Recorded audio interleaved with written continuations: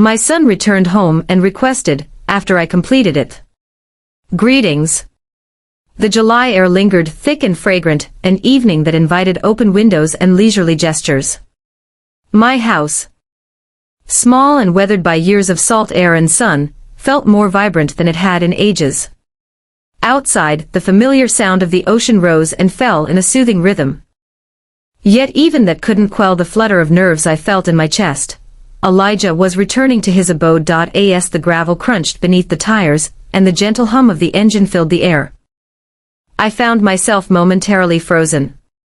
I had envisioned this day for months, perhaps even years. Thoughts swirled in my head, each one demanding attention. Would he remain unchanged? Would he seem like an outsider? Would I have the right words to express myself? As I swung open the front door, he was already ascending the steps of the porch. The moment I laid eyes on him, my breath hitched in my throat. He loomed larger than I recalled, his physique more slender yet sturdy, as if the burdens of his journeys had forged him into something steadfast. His duffel bag rested casually over one shoulder, the aged leather strap pressing into his shirt, while his camera bag dangled at his side. Yet, it was his face that captivated me the most. The Elijah I recalled had bright, eager eyes and a grin that could illuminate any space. Now his eyes were more profound, more serene, as if they contained the echoes of countless places and an abundance of tales. His expression held a softness, yet there lingered a sense of caution, a weariness that tugged at my heart. "Hey, Mom," he said softly, his voice imbued with the familiar warmth it always possessed. Yet, there was a new quality to it now, steadier and more measured. Before I could utter a word, he moved closer and enveloped me in a hug. It was strong and warm, a comfort I recognized, yet I sensed a gap, a piece of him lingering at a distance. I shut my eyes and clung on a moment longer than I might have, as if attempting to draw him back completely. It has been far too long. I finally found the words, my voice trembling slightly. "Yeah," he said, drawing back just enough to meet my gaze. A subtle smile played on his lips, one that failed to illuminate his eyes. "I miss this place." Before he bent down to grab his bags, he leaned in and pressed a quick kiss to my cheek. It was something he used to do without thought, a simple gesture of affection that felt as natural as breathing. This time, however, it filled me with an unexpected warmth. Perhaps it was the passage of time, or the uncertainty of ever experiencing this feeling again. His kiss was both comforting and familiar. Yet it lingered in my thoughts longer than it should have. I tried to dismiss the notion, but the sensation remained, leaving me to wonder if he sensed my longing for that fleeting moment of intimacy. Inside, the house seemed to come alive around him, as if awakening from years of dormancy. Elijah moved through the kitchen as if he had never been away, placing his bags by the old dining table. He ran his fingers along the edge of the counter, tracing the well-worn grooves of the wood. "You fixed the sink," he remarked, nodding toward the faucet I had managed to replace a year prior. His voice held a hint of approval, and it brought a smile to my face. "Well, I couldn't wait forever for my handyman to come home," I teased. "But there's still a drawer that's been driving me crazy." Without hesitation, he crossed to the kitchen drawers and pulled open the one I'd mentioned. It slipped off its track right away, dangling uncomfortably in his grasp. "Ah, this one," he muttered, more to himself than to me. He set it down on the counter and began inspecting it. I stood back and watched him work, struck by how natural it all seemed, even after years apart. He still knew how to move through this house, how to settle into its rhythm. But as I watched, I couldn't help but notice the slight tremor in his hands. It wasn't much. Just a subtle shake that might have gone unnoticed by someone else. My chest tightened, but I didn't say anything. Instead, I busied myself making tea, giving him space to fix the drawer and perhaps himself. After dinner, we settled into the living room. The sun had dipped below the horizon, casting a gentle light throughout the room from the lamps I had illuminated. Elijah lounged on the couch, his camera bag resting at his feet. His hands lay comfortably on his knees. while his eyes wandered to the window, where the distant silhouette of the ocean could be seen. "You seem a bit off today," I remarked softly, settled in the armchair facing him. "Feeling a bit worn out from the journey?" He gazed at me, his subtle smile making a fleeting return. "Something along those lines," he replied. After a moment of stillness, he continued. "It's quieter here. Easier, I suppose." The ensuing silence felt far from awkward. The silence enveloped us, rich and heavy, as if it held all the words we had yet to find the courage to express. And for now that sufficed. The initial glow of morning seeped through the curtains, casting gentle, golden hues across the walls of the home. I awoke to the soothing sound of distant waves crashing against the shore, a lullaby that had woven itself into my very being, as essential as the act of breathing. Even in the stillness of the house, an unmistakable presence lingered in the air. Elijah. He was definitely not in bed, that much was clear to me. There was a vibrant energy to his presence at home. A warmth that resonated through the walls, reminding me that, at least for now, I wasn't alone. I glided down the hallway and stepped into the kitchen. My bare feet feeling the coolness of the tiles beneath me.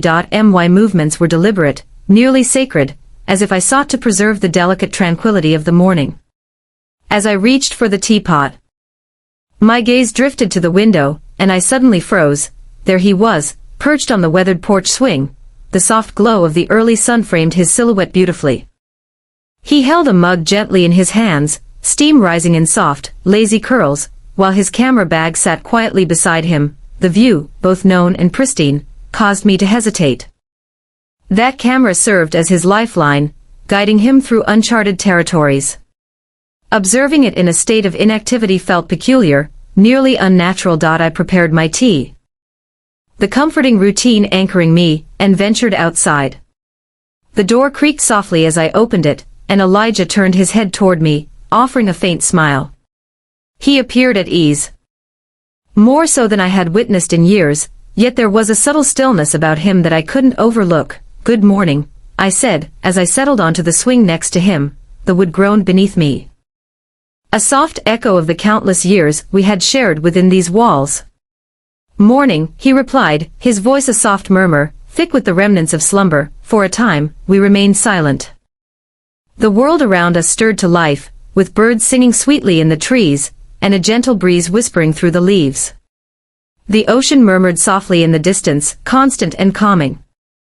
I allowed the moment to linger, aware that Elijah would find his words when the time was right. As wandered to the camera next to him. Feeling a lack of inspiration, I inquired, gesturing toward it. He followed my gaze and shrugged, a subtle smile pulling at the edges of his lips. "Being here is easier," he stated plainly. "Are you with me?" His words took me by surprise. I wasn't certain what I had anticipated him to express, but the sincerity in his voice resonated with something profound within me. I examined his profile. The manner in which the light played on his features, the subtle lines that had developed around his eyes. Those eyes had witnessed a world of experiences, perhaps too many, and yet here he stood, discovering comfort in the unpretentious beauty of a tranquil morning on the porch. "Excellent," I spoke gently. "You've achieved a well-deserved tranquility." I extended my hand, softly resting it on his. His skin radiated warmth, his fingers bore the marks of hard work, a reflection of the life he had experienced. "You don't need to clarify," I added. "I'm truly relieved that you're back." He looked at me then, his expression becoming gentler. In his gaze, there lingered an unspoken sentiment, a gratitude that transcended the limitations of language. Without a word, I leaned in and kissed his cheek, a gesture so simple yet brimming with all the affection I was unable to express. His skin felt coarser than I recalled. Yet the sense of familiarity in that moment stirred a lump in my throat. Elijah beamed, his eyes sparkling with warmth. "Thanks, Mom," he murmured, his voice barely rising above a whisper. I hesitated. Yet my hand remained on his for just a moment more. I remembered the small child he once was, the one who would scramble into my lap with scraped knees and tear-filled eyes, looking for solace in my arms. That boy lingered still, hidden beneath the surface, yet he had transformed into a man bearing weights I couldn't even fathom. We lingered in that moment. The quiet enveloping us, warm and reassuring. Slowly, Elijah found his voice, a calm and measured tone as he unveiled pieces of his past. He spoke of the locations he had visited, the vibrant markets, the serene deserts, the packed refugee camps. His words crafted striking images, yet they were meticulously selected, as though he were concealing the most challenging aspects. I refrained from pushing him. I understood better than to intrude. He would share what he could, when the time was right. The sun ascended in the sky, illuminating the yard with a more radiant glow. Elijah completed his coffee, and placed the mug on the small table next to the swing. He extended his movements leisurely, then faced me with a subtle smile. "I believe I'll repair that garden gate today," he remarked, his tone brighter than it had been in days. I smiled, the image of him working in the yard filling me with a sense of hope.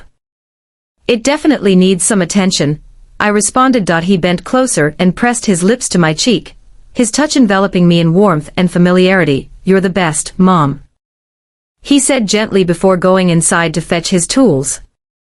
I lingered on the porch, observing as he vanished through the door. My heart brimmed with emotion, yet it carried a weight as well.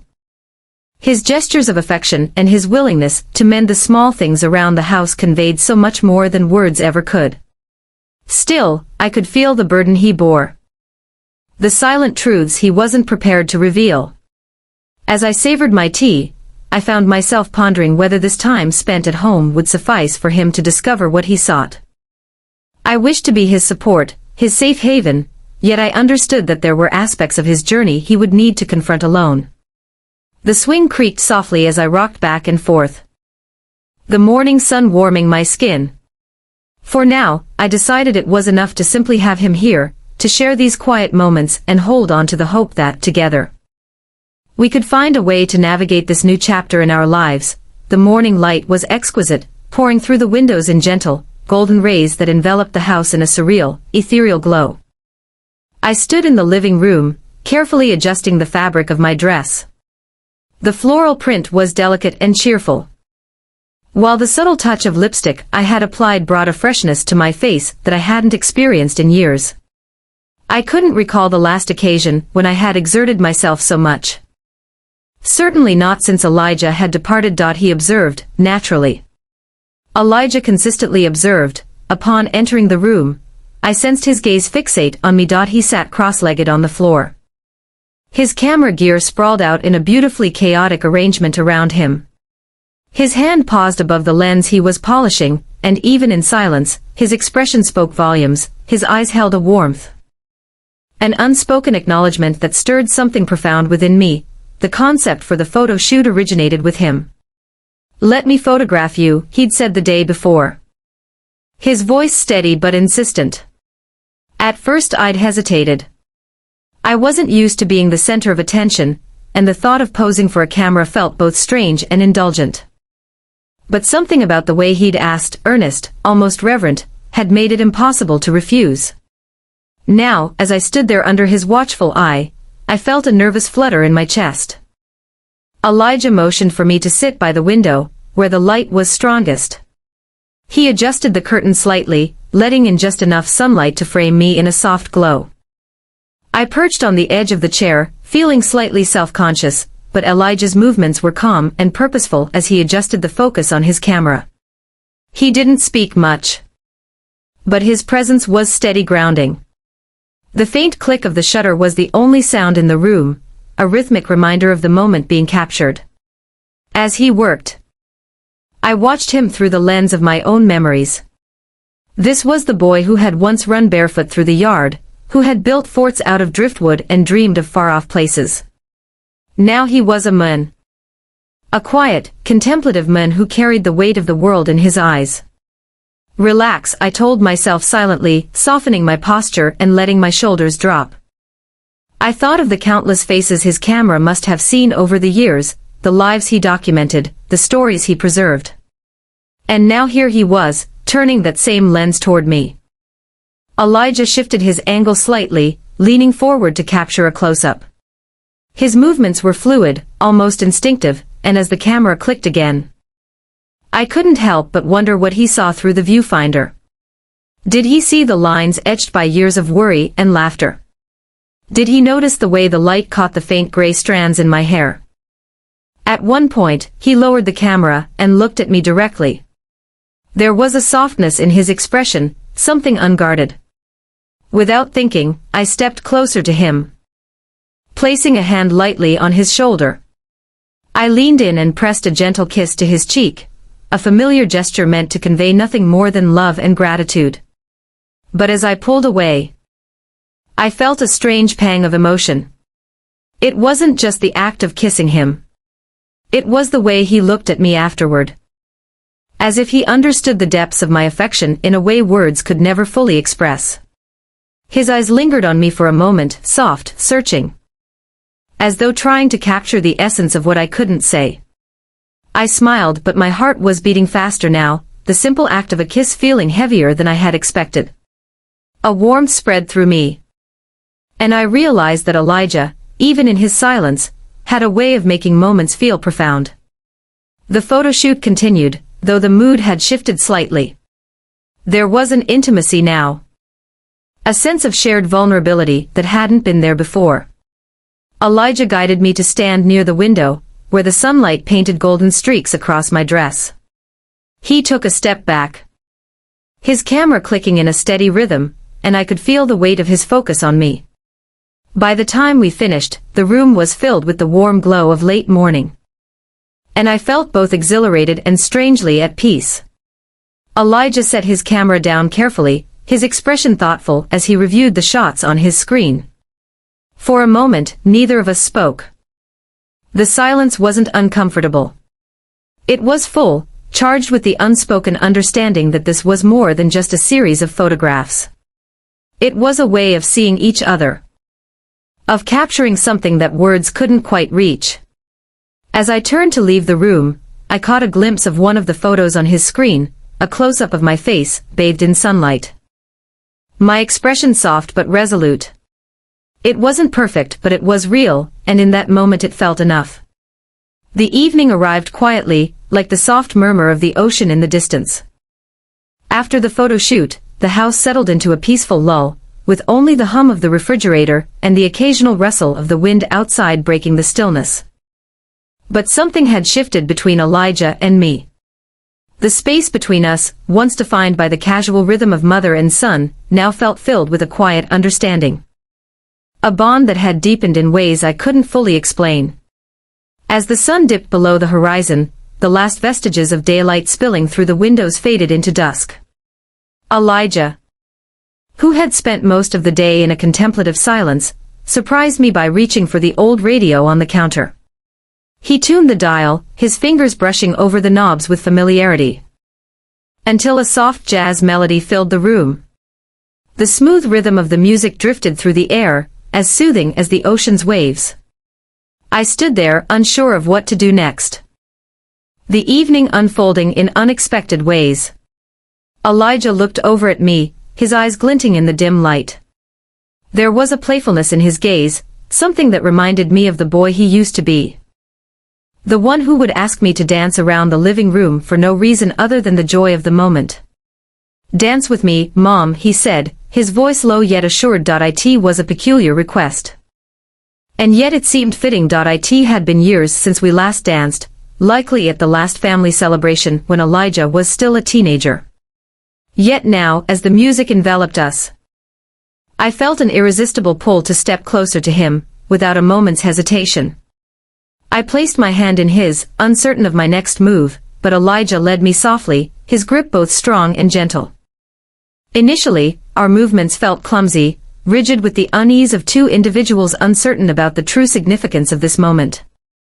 As the music enveloped us, an unspoken essence lingered in the air, effortlessly dissolving the awkwardness that once held sway. I released my grip, if only for a brief instant, and allowed the rhythm to guide me. His arms enveloped me, drawing me in tightly. I leaned my head on his shoulder, my cheek nestled against the gentle fabric of his shirt. The aroma of him was recognizable, a blend of ocean salt and something more profound. Something that echoed the many places he had visited, all the tales he had experienced. He grasped me with a sense of deep respect. My heart began to stir. Burdened by the enormity of all he had witnessed and borne throughout his journey, the music softened, and we swayed in unison, the space closing in around us. As the external realm faded away. In that fleeting instant, time ceased to exist, and the space that separated us vanished. There was only this softly sway, this intimate realm. This delicate connection that had been reignited over the recent days. As the song drew to a close, I gently withdrew, my hand lingering on his chest. Elijah gazed down at me. His expression gentler now, filled with contemplation. For a brief moment, I believed I caught a glimpse. There was a certain quality in his eyes, a rawness. A willingness to reveal himself that had previously been absent. It felt as if the dance had shattered an unseen barrier between us, rendering us both vulnerable in methods we were unfamiliar with. I leaned in and pressed my lips to his cheek, a small act that conveyed the depth of my affection and warmth for him. Elijah stood motionless, his eyes fluttering shut for a brief moment. As if to relish the essence of the kiss, upon reopening his eyes, a small yet genuine smile appeared on his face. "You're always my anchor, Mom," he murmured. His voice a soft whisper that lingered in the air. Lingered in the atmosphere long after the words had escaped his lips. I found myself at a loss for a response. The kiss had embodied comfort. A deep affection, yet there was an unspoken depth in that moment that neither of us could completely grasp. Comprehend. I could sense the gravity of his words, the burdens he had borne. And I understood that this dance, this intimate moment of tenderness, transcended mere action. It served as a poignant reminder of how far we had come, how much we had both changed, and how much we still had to navigate together. I smiled up at him, trying to hold back the emotion that was threatening to overwhelm me. Overwhelm me. "I'm relieved to see you back, Elijah," I murmured gently. He took a moment before responding, yet his smile grew warmer, as if he grasped the essence of my words in ways that transcended my ability to articulate. We remained there, simply embracing one another, as the melodies lingered gently in the background. A soothing melody for the soul. One afternoon, while I was in the kitchen slicing vegetables, Elijah approached from behind and enveloped my shoulders with his arms. His embrace radiated warmth, a steady presence that needed no words. A moment of pure connection unfolded. One that required no words at all. That night, as I lay in bed, I reflected on the profound changes that had unfolded. Elijah was still the boy I had raised. Yet he had transformed into something more, a man molded by experiences that I could only start to grasp. And yet, he returned to me, searching for comfort and discovering it in the gentle cadence of our shared existence. I came to understand that our journey was not about going back to what had once been. It was about creating something fresh, something more resilient. Elijah and I were both molded by the passage of time, by the weight of loss, by the journeys we had undertaken, yet within this quaint abode by the sea, we discovered a path to start anew. With the gentle sound of waves crashing in the distance, I shut my eyes and let myself slip into slumber. A feeling of tranquility enveloping me. For the first time in years, I felt complete, realizing that Elijah and I were not merely mother and son, but two souls reconnecting in the most exquisite manner.